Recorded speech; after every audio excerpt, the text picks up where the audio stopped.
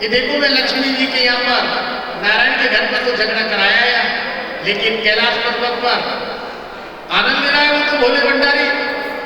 और मैया चकाचक भंग घोट करके धतूरा दे करके और उसको पिला देती है, और वो तो तपस्या में कैलाश पर्वत पर विराजमान है।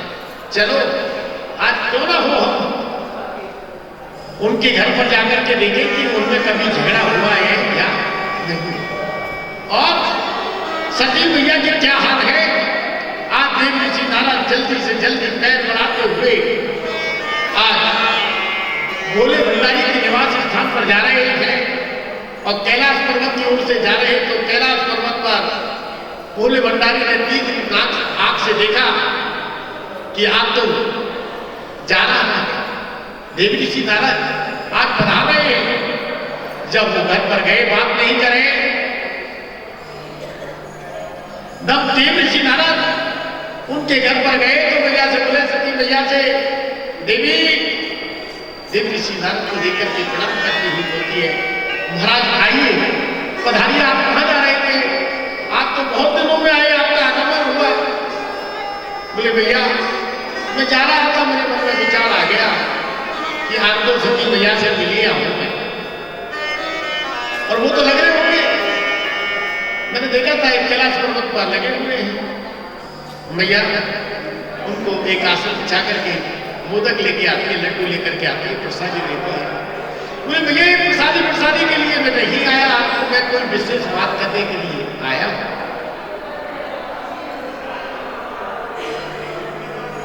देव ऋषि नारद ने जब कहा कि मैं विशेष बात करने के लिए आया हूं, तो मैया कहती है कि महाराज आप तो आदेश करो।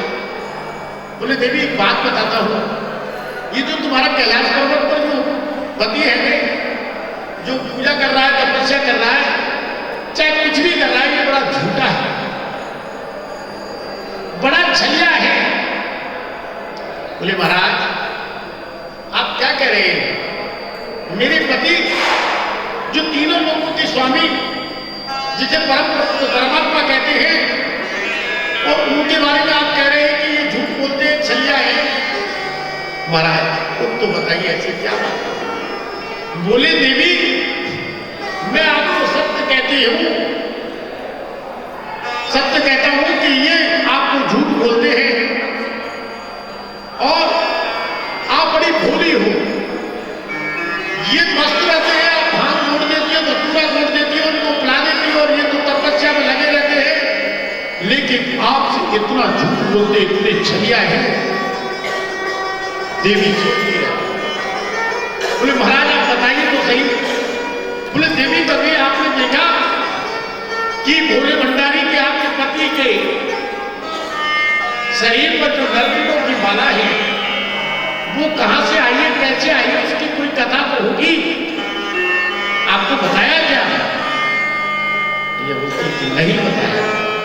नारद जी कहते हैं तुम्हारे पति इतने झूठे हैं, अपनी पत्नी को ये नहीं बताया कि मेरे जो शरीर पर नरपिंडों की जो माला है, जो डली हुई है, वो कहां से आई?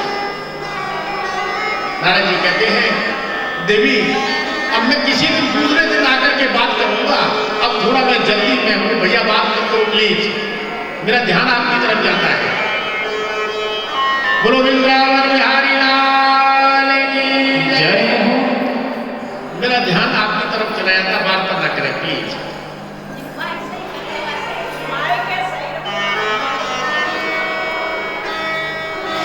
देवी जी कहते हैं कि देवी मेरे को अब जल्दी है, मैं जा रहा हूं। और नारद जी जैसे ही कैलाश पर्वत पर निकलते हैं और प्रभु की तपस्या पूर्ण होती है, वो आते हैं तो मन में विचार करते हैं कि आज तो देव ऋषि नारद का आगमन हुआ है, तो कोई ना कोई नव परिवर्तन तो होना ही। जब महाकाल तो लोकीनाथ भोले भंडारी जब वन पर गए तो देखा पार्वती मैया तो सती मैया तो गोप भवन में बैठी हुई है। जब गोप भवन में बैठी हुई तो उन्होंने कहा कि देवी आप गोप भवन में क्यों बैठी हुई हो? बहुत मनाने की चेष्टा की लेकिन वो नहीं मान रही है। भोले भंडारी कहते हैं कि देवी मैं सत्य कहता हूं, मुझे लगता है कि देव ऋषि नारद जी कुछ तीली छोड़ करके चले गए हैं जो हमारे यहाँ परेशानी हो गई है। अगर मेरे से कोई गलती हुई हो तो मैं उसकी माफी मांगता हूं। आप तो एक बार निकल करके आइए, मुझे बताइए क्या बात है। सती मैया कहती है मैं आप पर इतना विश्वास करती हूं और आप तो इतने पाखंडी हो, इतने डोंगी हो, इतने धूर्त हो, इतने झूठ हो, क्या क्या बोल रही है। पत्नियों का तो काम ही है, पत्नियों का बोला हुआ उपहार गुलाब के फूल की तरह होता है। जब देवी बोल रही थी कि आप इतना झूठ बोलते हो, अपने आप को त्रिलोकीनाथ कहलाते हो, मुझे तो आज पता पड़ा कि आप मुझसे इतना झूठ बोलते हो। बोले देवी क्या हो गया? नारद जी कुछ कह गए थे। बोले नारद जी से क्या लेन देन है, वो तो आए थे, उन्होंने प्रसाद पाए चले गए, लेकिन आप तो बताओ तो सही, मैं आपसे प्रश्न पूछना चाहती हूँ कि आप मुझसे झूठ बोलते हो या नहीं बोलते हो?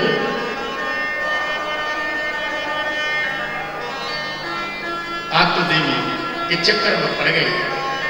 बोले आपने एक बात बता दी, सत्य बोलते हो या झूठ बोलते हो, झूठ बोलते हो या नहीं बोलते हो, मेरे से कुछ छुपाते हो या नहीं छुपाते, इसका उत्तर दे दीजिए। बोले मैं तो कुछ भी नहीं छिपाता और ना ही मैं झूठ बोलता हूँ। तो नहीं बोलते हो झूठ तो आप बताइए, आपने नरपिंडों की जो माला पहन रखी है, इसका रहस्य क्या है, उन्हें क्यों पहन रखी है?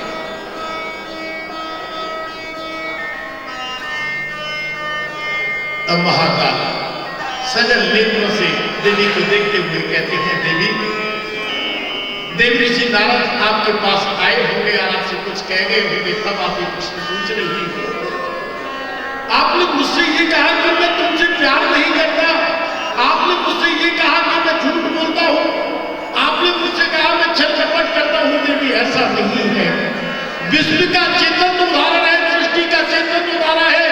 धरती से लेकर नभ से, आकाश से लेकर के भूमंडल की सारी सृष्टि को देखने को भी नहीं मिलेगा ऐसा उदाहरण है।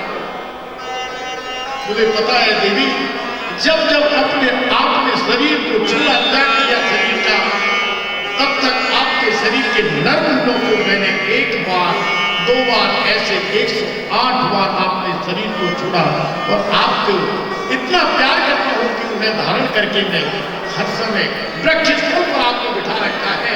देवी मैं क्या झूठ बोलूं? अभी भैया कहते हैं कि महाराज झूठ तो आपका पता है,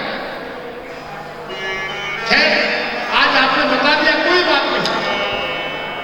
कुछ समय बीता और समय बीतने के बाद एक दिन सोचने लगे, देव ऋषि नारद सोचने लगे कि मैं कुछ दिन पहले गया था कैलाश पर्वत पर, देख के तो मैं कुछ छोड़ के आया था, कुछ आग वाग लगी है या नहीं, उनमें झगड़ा हुआ है या नहीं।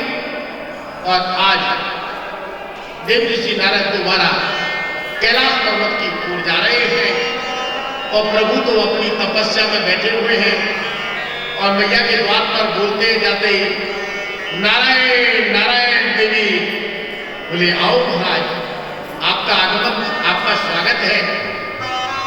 और भगवान की तरह उनका स्वागत करती हैं और कहती हैं कि महाराज आपने सही बताया। बोले देवी मैंने कुछ भी सही नहीं बताया, अभी तो आपको बता दूं आपका पति तो इतना झूठा है और छलिया है। बोले क्या हुआ? बोले महाराज मुझे सब बता दिया कि उनके गले में जो नरमुंडों की जो माला है, मैंने जितनी बार अपना शरीर का त्याग किया और उतनी बार मैंने जो शरीर को छोड़ा तो उन्होंने मुझे नरमुंडों के रूप में मुझे धारण कर रखा है। नारायण जी बोले वाह, ये तो बहुत अच्छी बात है, लेकिन आपने इतना नहीं पूछा कि आपने 108 बार मेरे को मार करके धारण कर लिया और आप कह रहे हैं कि प्रेम का उदाहरण है, तो मैं आपसे बहुत प्यार करता हूं। तो आपने उनसे यूं क्यों नहीं पूछा कि आप कितनी बार मरे हो और आपने अपना शरीर कितनी बार छोड़ा है और मैंने 108 बार क्यों छोड़ दिया है? गुरु वृंदावन बिहारी लाल की जय।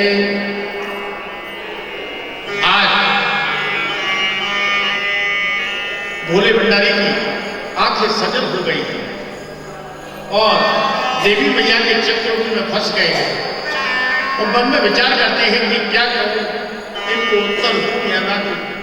तब कहते हैं देवी, मैं आपको सत्य कहता हूं, मैंने ऐसा रसपान कर रखा है, मैंने ऐसी अमर कथा सुन रखी है जिसके सुनने के कारणवश व्यक्ति मृत्यु बार बार मृत्यु से मुक्त हो जाता। बोले महाराज, आपने वो कथा सुन रखी है तो वो कथा मेरे को क्यों नहीं सुनाई है? वो कथा मेरे को सुनाने के बारे में आपका तब विचार क्यों नहीं आया? तो कहते देवी, श्रीमद् भागवत कथा ऐसे नहीं सुनते कि 2.5 घंटे में अगर भागवत कथा चल रही है तो मैया परेशान हो जाती है और पुरुष परेशान हो जाते हैं। और कभी कभी जजमान तो इतनी बढ़िया व्यवस्था कर देता है और व्यास गति का आनंद आ जाता है, व्यास को 1 घंटा बाद ही चाय भिजवा देता है वहां और इंटरवल कर देता है, ऐसी कोई भागवत नहीं होती है। वो कहते हैं कौन?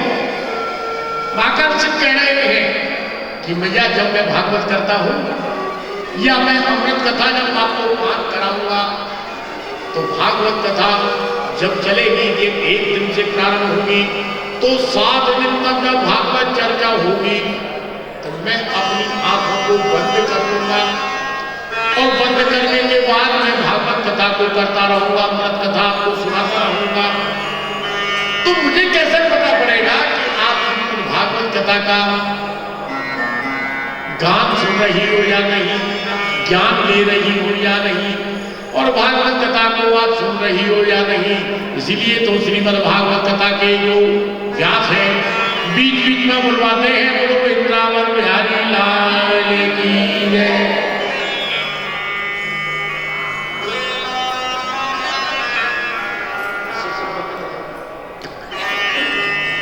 और